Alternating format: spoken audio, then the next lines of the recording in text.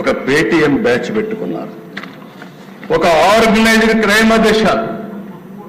ఈ రోజు మీరు చూస్తే ఒక YSR Congress party AP digital corporation government organisation ఇందులో మొత్తం మనుషులను పెట్టి ఒక హైరార్కీ తయారు చేశారు. టాప్ ట్రాన్స్మిటర్స్ సెకండ్ లెవెల్, అక్కడి నుంచి third level Jagan connectivity Jagan connect, third అక్కడి నుంచి మునుగళ్ళ హరీశ్వర రెడ్డి, మిగిలిన వాళ్ళైతే అనఫిషియల్.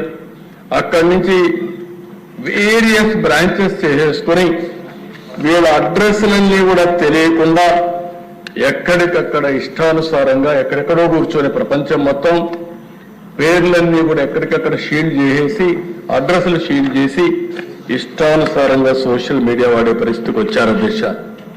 అంటే వీళ్ళు అనుకుంటున్నారు, ఒకటే అనుకున్నారు అధ్యక్ష, మేము చాలా తెలివైన వాళ్ళని. ఈరోజు చెప్తున్నా, ఇలాంటి చాలా చూసా.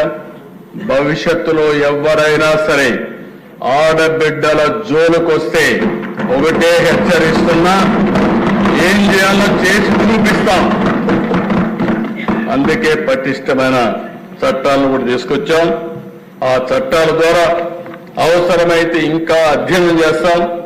ప్రపంచం మొత్తం కూడా అధ్యయనం చేసిన తర్వాత ఇంకా పటిష్టమైన చట్టాలు తీసుకొచ్చి నేరస్తుల గుండెల్లో రైళ్లు పరిగెత్తించే విధంగా ఇక్కడ లా అండ్ ఆర్డర్ మెయింటైన్ చేస్తామని చెప్పి కూడా నేను మీకు తెలియజేస్తున్నాను.